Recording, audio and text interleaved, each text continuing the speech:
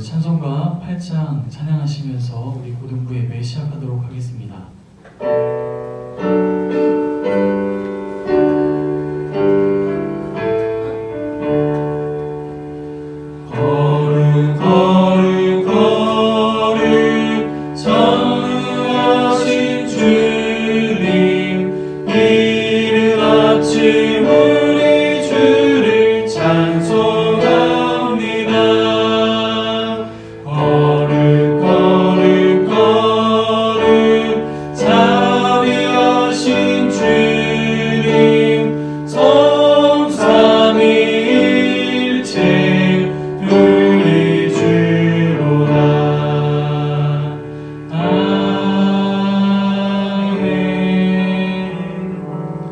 하나님은 영이시니 예배하는 자가 영과 진리로 예배할지니라. 아멘. 나는 전능하신 아버지 하나님 천지의 창조주를 믿습니다. 나는 그의 유일하신 아들 우리 주 예수 그리스도를 믿습니다. 그는 성령으로 잉태되어 동정녀 마리아에게서 나시고 본디오 빌라도에게 고난을 받아 십자가에 못 박혀 죽으시고 장사된 지 사흘 만에 죽은 자 가운데서 다시 살아나셨으며 하늘에 오르시어 전능하신 아버지 하나님 우편에 앉아 계시다가 거기로부터 살아있는 자와 죽은 자를 심판하러 오십니다. 나는 성령을 믿으며 거룩한 공교회와 성도의 교제와 죄를 용서받는 것과 몸의 부활과 영생을 믿습니다. 아멘. 네, 모두 자리에 앉아주시기 할렐루야. 네. 이 시간에 우리 함께 찬양할 텐데 새로운 찬양 우리 함께 배우고 또 함께 찬양하겠습니다. 예수를 함께 하시네라는 찬양인데요. 네, 우리 가사를 묵상하고 또한 함께 고백하는 시간 됐으면 좋겠습니다.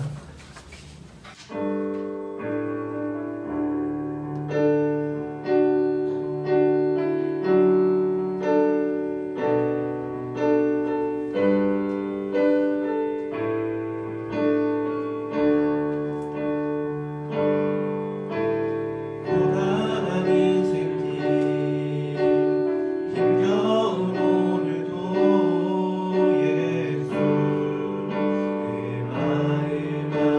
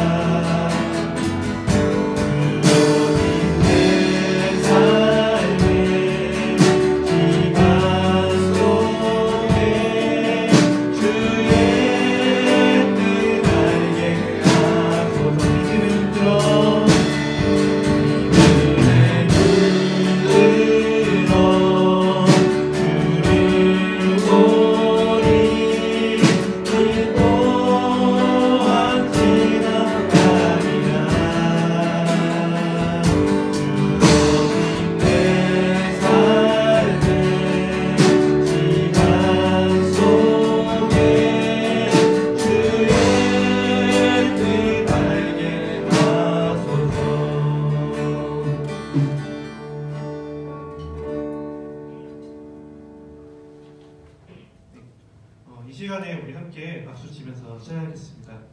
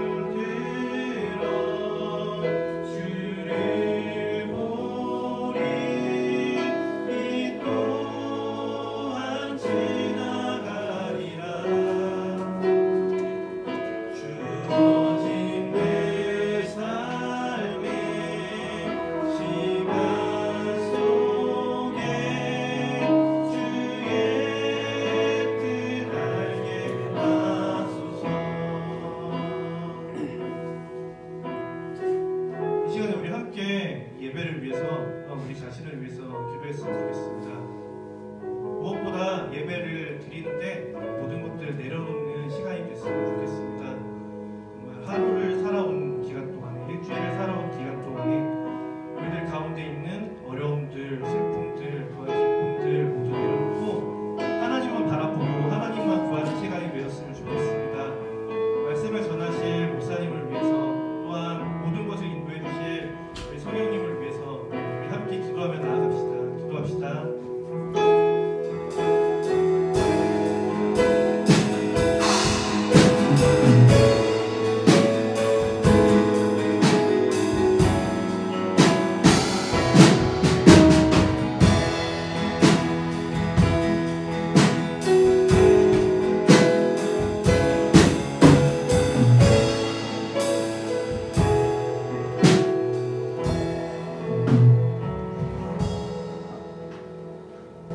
박민영 선생님께서 기도해 주시겠습니다. 주님, 예배를 드리고 함께 이 자리에 나와서 예배를 함께 드릴 수 있게 해주시면 감사를 드립니다. 예배를 드리며 하나님을 경배함이 얼마나 기쁜지 모릅니다.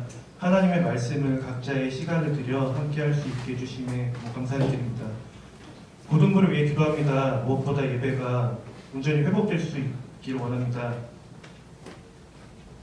하나님을 갈망하게 해주시고 이 나라의 회복을 위해 함께 기도하는 고등부 되게 해주세요. 보살을 위해 기도합니다. 비전을 위해 계속해서 나아가는 그들 가운데 그들이 어려운 상황 가운데서도 묵묵히 자신의 소임을 다할 수 있게 해주시기 원합니다. 예배를 위해 기도합니다. 하나님의 말씀을 들을 수 있는 기와 지혜로 허락하시고 말씀을 전하실 이성진 목사님 가운데 하나님의 말씀을 온전히 전할 수 있도록 도와주세요. 이 모든 기도를 우리를 위해 십자가에서 죽으신 예수님의 이름으로 기도드립니다.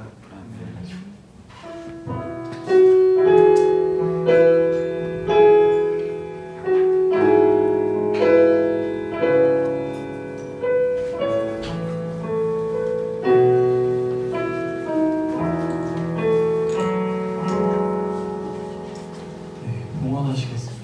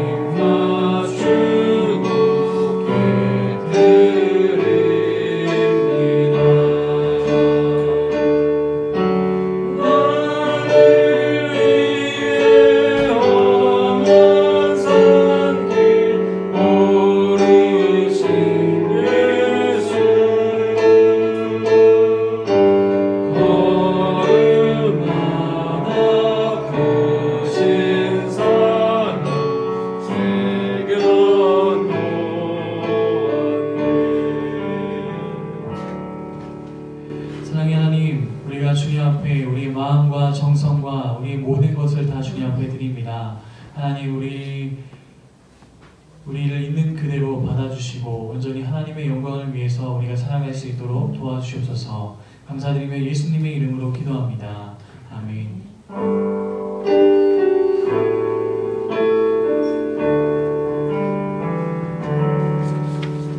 오늘 우리에게 주신 하나님의 말씀은 신약성경 사도행전 18장 9절에서 10절까지의 말씀입니다. 사도행전 18장 9절에서 10절까지의 말씀 우리 한 목소리로 같이 읽도록 하겠습니다. 시작. 밤에 주께서 한 산 가운데 바울에게 말씀하시되 두려워하지 말며 침묵하지 말고 말하라. 내가 너와 함께 있음에 어떤 사람도 너를 대적하여 해롭게 할 자가 없을 것이니 이는 이 성 중에서 내 백성이 많음이라 하시더라. 아멘. 9절 말씀에 보면 이런 말씀 있죠. 두려워하지 말며 침묵하지 말고 말하라. 우리 한번 옆에 사람한테 한번 이렇게 얘기해 볼까요? 두려워하지 마세요. 두려워하지 마세요. 두려워하지 마세요. 중고등학생에게 이런 거 인사시키는 거 되게 싫어하죠. 다시 한번 그래도 인사 한번 해보겠습니다. 앞뒤로 한번 인사해볼까요? 두려워하지 마세요. 두려워하지 마세요. 네, 두려워하지 마세요. 저는 새로 부임한 강현웅 전도사가 아니고 이성진 목사입니다. 일단 상황을 먼저 설명드리면 강현웅 전도사님께서 전에 섬기던 교회 청년이 코로나에 걸려서 본인이 이제 검사를 받았는데 음성 판정은 받긴 했어요. 근데 너무 가까운 지인이다 보니까 자가격리를 2주 동안 해야 된다고 해서 이번 주랑 다음 주까지 집에서 계셔야 되고 그 다음 주 20일 날 부임할 수 있게 되어서 제가 일단 설교하게 되었습니다. 일단 상황을 이렇게 설명드리고 오늘 본문 말씀을 통해서 우리 수험생도 사람이다 라는 제목의 뭔가 조금 이상한 제목의 말씀을 한번 나누도록 하겠습니다. 일단 대학 입시 제도, 대학에 들어가기 위해서 시험을 치르는 제도를 말합니다. 주로 대학교는 대학 수학능력 시험, 수능, 학생생활기록부상의 성적, 내신, 그리고 대학별 시험, 논술을 종합하여 학생을 선발합니다. 맞죠? 일반적으로 대부분의 학생들은 수능 시험을 보고 나서 그 결과에 따라서 학교를 지원합니다. 그러나 요즘에는 그 외에도 많은 학생들이 수시를 통해서 대학교에 지원하려고 바쁘게 움직이고 있습니다. 수능에 대한 이해가 부족한 저학년들과 선생님들을 위해서 간략히 수시에 대해서 설명하자면 수능 전에 지원하는 수시를 일반적으로 그냥 1차 수시라고 하고 지원하는 수시를 2차 수시라고 일단 얘기를 하는데 이거는 학교마다 조금씩 계속 달라지고 요구하는 그 내용들이 다 다르기 때문에 이 수시를 준비한 학생들은 정말 바쁘고 빠른 정보를 여러 군데와 비교하면서 자기에게 맞는 과를 선택해야 하기 때문에 분주하게 움직이게 됩니다. 그렇기에 수능이 끝난 지금 수시에 지원하는 학생들이 모든 그 신경을 곤두세우고 지원하고 있는 중이기 때문에 많이 그런 분들은 예민할 수 있습니다. 그리고 말실수 한번 잘못하면 크게 이렇게 욕을 먹을 수 있기 때문에 그런 분들은 이게 잘 이렇게 다독이면서 아주 부드럽게 이렇게 대해줘야지 좋은 관계를 유지할 수 있게 됩니다. 그렇다면 일단 수능을 이렇게 보면서 어떤 대학을 지원하기 위해서 기다리는 이 수험생들, 이 고3 수험생들의 그 마음은 실제 어떤 마음일까? 어떤 느낌일까? 수시를 지원하며 기다리는 수험생들의 마음이 어떨까 생각해보다가 아마도 안개 속을 걷는 것 같은 느낌이지 않을까 생각해봅니다. 저도 오래전에 안개의 무서움을 경험해 본 적이 있습니다. 새벽에 고속도로를 제가 운전해야 되는 상황이 이제 발생하게 되었어요. 서울로 가야 하는데 고속도로에서 평균적으로 100km, 110km 이렇게 빠르게 운전을 하게 됐는데 그냥 요즘 미세먼지 심하다 할 정도보다 훨씬 더 심한 진짜 앞에 있는 차 번호판이 안 보이는 그 안개가 제 앞에 가득한 거예요. 그래서 너무 무서워서 앞에 있는 차들도 비상등을 켜고 가고 저도 비상등을 켜고 가고 심지어 차선이 제대로 안 보여서 정말 100km, 110km 관장상의 그 속도를 이제 못하고 결국 50km, 한 40km의 속도로 천천히 운전했던 경험이 있습니다. 어찌나 겁이 나고 무섭던지 안개가 무섭다라는 느낌을 그때 처음 받았습니다. 수험생의 느낌도 이와 비슷할 것입니다. 한치 앞, 바로 앞에 있는 내일도 알지 못하는 그런 상황. 그리고 내가 가고 있는 이 길이 맞는가 싶기도 하고 또 목표를 향해서 나아가고 있는 것이 바른 길인가? 이렇게 가면 제대로 가는 길인가? 그리고 이렇게 가고 있는데도 뭔가 알 수 없는 위협들, 뭔가 부담감들 이런 것들이 계속적으로 찾아오기 때문에 그저 발걸음을 떼고 걸어가고는 있지만 한 걸음 내딛기 힘든 그런 불안함과 초조함, 바로 수험생들이 느끼는 불안과 초조가 이런 느낌이 아닐까, 바로 안개 속을 거니는 느낌과 같지 않을까 생각해 봅니다. 그런데 오늘 본문의 주인공인 바울도 수험생 못지않게 안개 속을 걷는 느낌이었던 것 같습니다. 복음을 전할 때는 무척이나 담대하게 보였지만 바울도 사람인지라 계속되는 좌절, 육체적인 한계, 마음에 찾아오는 불안과 초조는 바울조차도 엄청나게 심하게 흔들리게 만들었습니다. 먼저 한번 볼까요? 바울이 육체적으로 얼마나 피곤할지 한 번에 알 수 있는 모습이 오늘 본문 이전에 기록된 3절의 말씀입니다. 장거리를 계속적으로 이동하면서 복음만 전하는 것도 매우 힘이 들 텐데 그들은 전도 외에도 다른 일들을 계속해야 했습니다. 바울은 가는 곳마다 자기가 직접 사용해야 할 어떤 용돈, 생활비 이런 대부분의 비용을 자기가 직접 일을 해서 마련해야 했습니다. 그냥 쉽게 생각하면 학교를 다니는데 알바를 해서 학비도 만들어야 되고 알바를 해서 생활비도 만들어야 하는 이런 어려운 상황 가운데 있었다는 거죠. 이런 말을 요즘에는 자비량 선교사라고 부르고 있습니다. 바울의 일은 천막을 만드는 일이었습니다. 당시 텐트라고 부르는 천막은 가벼운 재료로 만든 오늘날 거의 5분 안에 칠 수 있는 텐트의 수준이 아니라 굵은 막대기들을 중간중간 꽂고 그리고 일반 천보다도 훨씬 더 무거운 가죽과도 비슷한 그 무거운 그 덮개를 이렇게 엮어서 만드는 그런 텐트, 천막을 만드는 일이 이 바울이 했던 일입니다.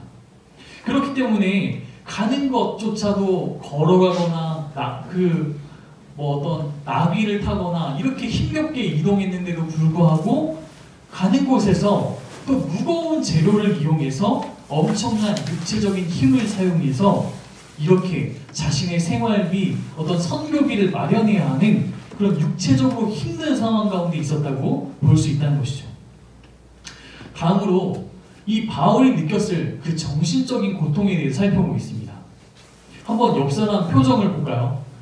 이 입시 제도에 약간 찌들어 있는 이 고통스러운 이 표정들, 이런 표정들. 근데 바울도 이와 비슷했을 것입니다. 이 육체적인 고통뿐만 아니라 정신적인 고통이 심했다는 것이죠. 6절에 보면 이런 말씀이 있어요.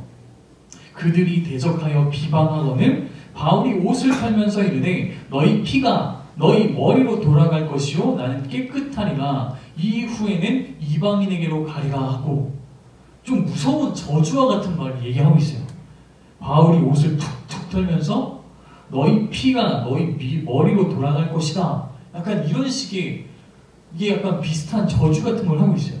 근데 이들이 했던 행동이 뭐냐면 계속적으로 대적하면서 가는 곳곳마다 복음을 전하는 이들을 방해하고 대적하면서 심지어 욕을 하는 비방을 했다는 거예요. 여러분들 학교에서 학교 생활하다 보면 친구와 다툴 때가 있는데 이 다투다 보면 심한 욕설을 하게 될 때 그 욕설이 그 싸움 현장뿐만 아니라 집에 돌아와서도 계속 마음을 불편하게 하는 며칠 동안 마음을 불편하게 하는 그런 비방들을 한두 번씩 받아봤을 겁니다. 근데 바울이 그랬다는 거예요. 육체적으로 힘들 뿐만 아니라 정신적으로 엄청나게 힘든 대적들 그리고 비방자들이 옆에 가득했다는 겁니다. 그리고 마지막으로 바울에게 마음의 고통이 얼마나 심했을지 알 수 있는 곳은 오늘 본문이에요. 오늘 본문 다시 한번 띄워주실래요? 다시 한번 읽어보겠습니다. 시작. 밤에 다시 화면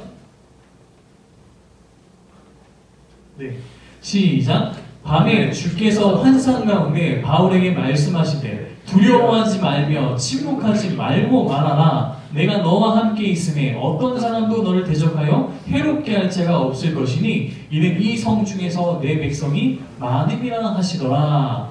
여기 보면 일단 9절에서 10절은 기본적으로 주님이 우리가 사랑하는 그 하나님이 바울을 위로해 주시는 그런 말씀이에요. 그런데 여기서 바울이 느꼈을 마음의 고통을 어떻게 알 수 있느냐? 주님이 바울에게 그렇게 말씀할 수밖에 없었던 그 이유를 한번 따져보자는 거죠. 주님이 멀쩡한 사람에게 두려워하지 말라? 굳이 얘기할 필요가 있었을까요? 아니죠. 바울이 두려워했기 때문에 정말 혼자 스스로 극복할 수 없는 그 두려움을 겪을 수밖에 없었기 때문에 주님이 두려워하지 말라라고 말씀하셨습니다. 그리고 두 번째, 주님이 멀쩡한 사람에게 내가 너와 함께 있다라고 말하진 않았을 거예요. 바울이 혼자 남겨져 있을 것 같은 그 외로움을 느꼈기 때문에 주님이 내가 너와 함께 있다 이렇게 말씀하시며 위로했다는 거죠. 또 마지막으로 주님이 멀쩡한 사람에게 너를 대적하여 해롭게 할 자가 없을 것이다. 너희 원수, 너를 괴롭히는 사람들 다 없애주실 것이다 라고 그렇게 굳이 말할 필요가 없었다는 거예요. 바울 스스로 자신을 대적하고 해롭게 할 자가 많다고 느꼈기 때문에 주님이 이런 식으로 얘기할 수밖에 없었죠. 너를 대적하여 해롭게 할 자가 없을 것이다. 이렇게 위로했다는 것이죠. 두려워하지 말며 침묵하지 말고 말하라. 내가 너와 함께 있을 것이다. 그리고 네 원수들 다 없애줄 것이다. 바울이 심적으로 너무나 이런 반대의 상황들을 직면할 수밖에 없었기 때문에 주님이 굳이 이렇게 언급하면서까지 두려워하지 말라. 내가 너와 함께 있다. 그리고 네 원수들 내가 다 없애주실 것이다. 이렇게 말씀하셨다는 거죠. 그 중에서 바울이 느꼈을 그 외로움이라는 감정에 대해서 한번 살펴보겠습니다. 주님이 내가 너와 함께 있다라고 말씀하셨던 이유는 분명히 바울이 홀로 남겨졌다는 그 외로움을 느꼈기 때문일 것이라는 거죠. 근데 신기한 거 보면 이 본문 주변에 보면 바울 주변에 사람들이 생각보다 많이 있었어요. 혼자서 복음을 전하러 갔다고 우리가 생각할 수 있지만 주변에 같이 도와주는 그 말 주변을 그 말을 같이 섞을 수 있는 심심할 때 같이 뭔가 수다도 떨고 취미생활도 같이 할 수 있는 어떤 친구들이 주변에 많이 있었던 거예요. 한번 이름만 언급해 볼까요? 2절에 보면 아굴라, 브리스길라 다 사람 이름이에요. 5절에 보면 신라와 디모데, 그리고 7절에 보면 디도, 유스도, 8절에 그리스보, 그리고 많은 기독교인 단체들을 얘기하는 헬라인들 이렇게 얘기하는 주변에 많은 사람들이 있었다는 거죠. 이렇게 많은 친구들과 동역자들이 실명이 거론되고 또 직접 바울과 대화했을 것으로 보여지고 직접 바울을 도왔고 직접 바울을 위로했다라고 하면서 힘을 주었을 사람들이 주변에 많이 언급되고 있어요.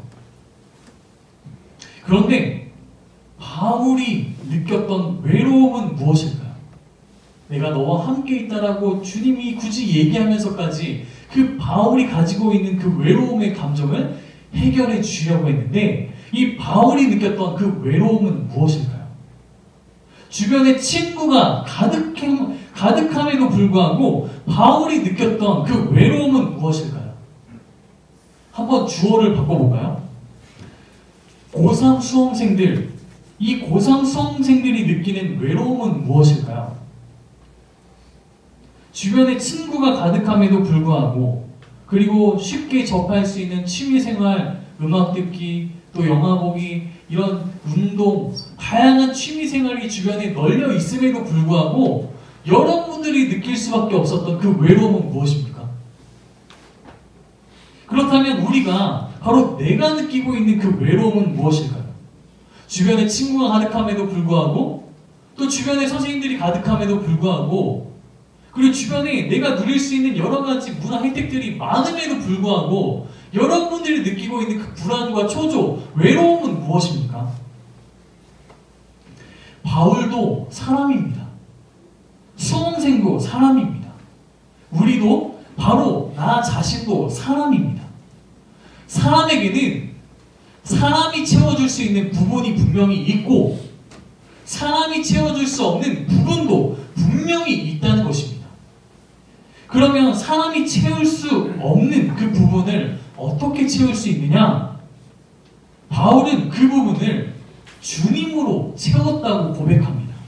더 정확히 말해서 주님이 우리를 만드시고 우리를 죄와 사망에서 구원해 주시는 그 주님이 바울의 텅 빈 마음을 채워주셨다라고 바울은 끊임없이 사도행전에서 고백하고 있습니다.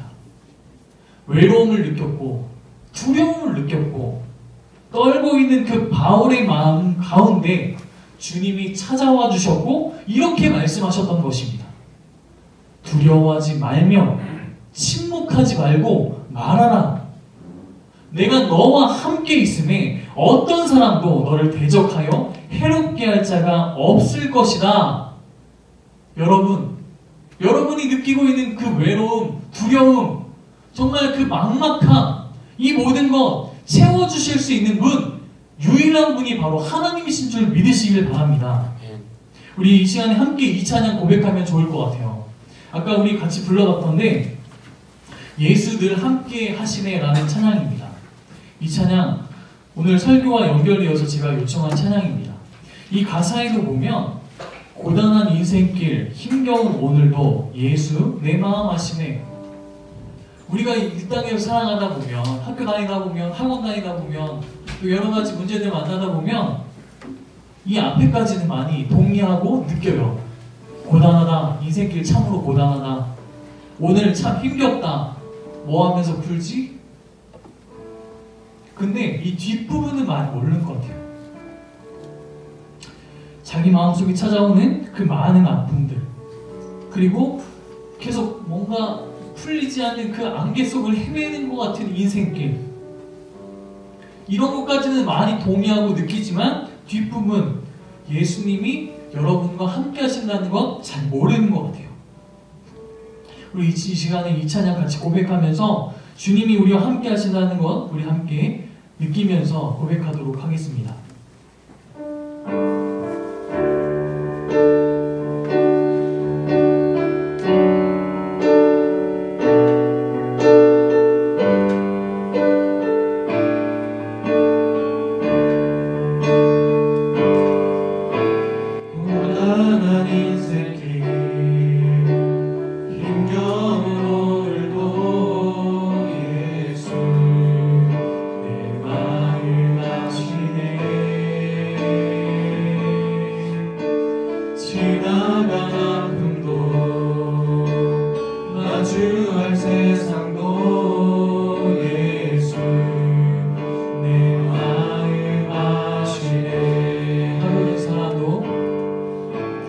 하루를 살아도 기쁨으로 가리 예수 늘 함께 하시네. 후회도 염려도 온전히 맡기리 예수 늘 함께 하시네. 믿음의 눈 들어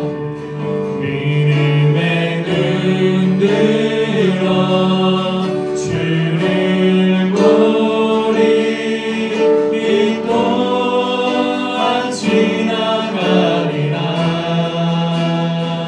주어진 내 삶의 시간 속에 주의 뜻 알게 하소서. 믿음의 눈 들어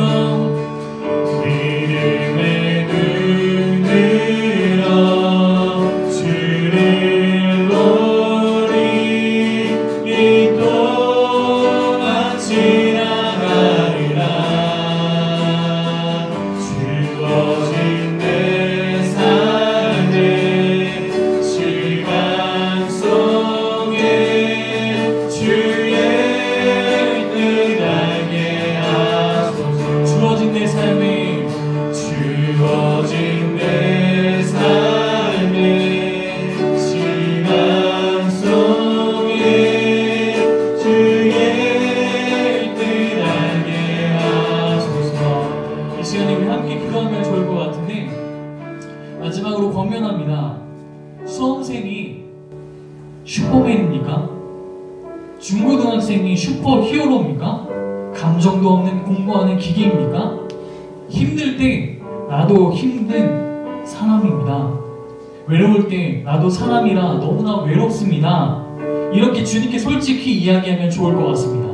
괜히 주님 앞에 강한 척 할 필요도 없고 주님께서 이 모든 마음 다 아신다는 거 기억하면서 주님, 저 아직 힘들어요. 주님, 저 아직 외롭습니다. 하나님, 함께 해주세요. 이렇게 고백하면서 이 시간 함께 기도하도록 하겠습니다. 사랑의 하나님, 우리가 더욱더 주님 앞에 간절한 마음으로 나아갑니다.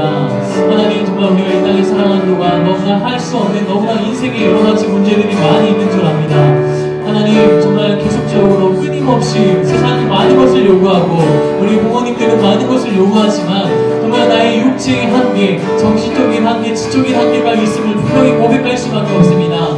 하나님, 너무나 힘든 상황 가운데 있지만 힘들다고 얘기도 못하고 외로운 상황 가운데 있지만 외롭다고 얘기도 못하는 이 어려운 안타까운 이 현실 속에서 하나님, 주님 이들과 함께하여 주시옵소서. 이들의 마음을 위로하여 주시고 온전히 주님 바라보며 이 모든 어려움을 이겨내면서 끝까지 주님 신뢰하면서 하나님 믿음을 잃지 않고 주님과 동행하면서 나아갈 수 있는 우리 모든 학생들 될 수 있도록 도와주시옵소서. 너무나 부족합니다. 하나님이 함께 하시지 않으면 정말 우리는 정말 한치 앞도 내다볼 수 없는 안갯길 걷는 연약한 인생입니다. 하나님, 우리와 함께하여 주시고 온전히 주님만 바라볼 수 있는 저희들 되게 하여 주시옵소서. 감사드리며 예수님의 이름으로 기도합니다. 사랑의 하나님, 온전히 주님 앞에 우리 모든 마음과 생각들을 내려놓습니다. 정말 이 땅에 살아가는 동안 공부하다가 지치고 힘들 때, 외로울 때가 정말 끊임없이 찾아옵니다. 그럴 때마다 참된 해결책을 알지 못하고 계속 핸드폰 앞에 앉아있고 컴퓨터 앞에 앉아있고 친구들과 이야기하며 세상 것들을 많이 찾아서 헤맬 때가 많이 있습니다.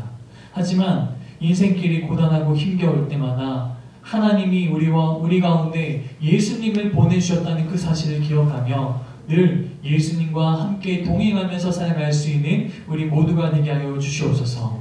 모두가 감사드리며 예수님의 이름으로 기도하옵고 이제는 예수 그리스도의 은혜와 하나님의 사랑과 성령의 교통하심이 늘 하나님만 바라보며 늘 주님과 동행하면서 이 모든 어려운 문제들 극복하기로 결단하는 우리 모든 학생들과 또한 선생님들 가운데 영원토록 함께 하시기를 간절히 축원하옵나이다. 아멘.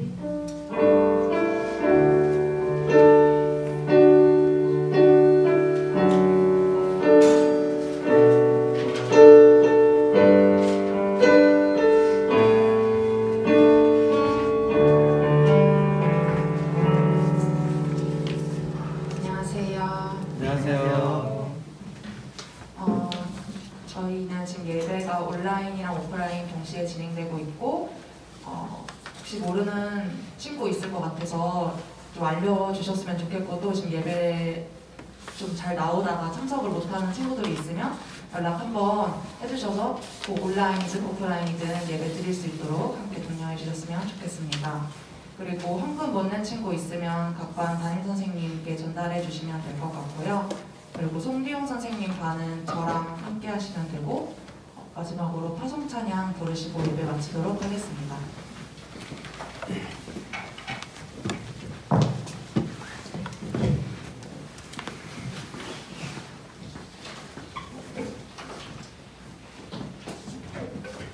하나, 둘, 셋. 예, 모두 자리에서 일어나 주세요.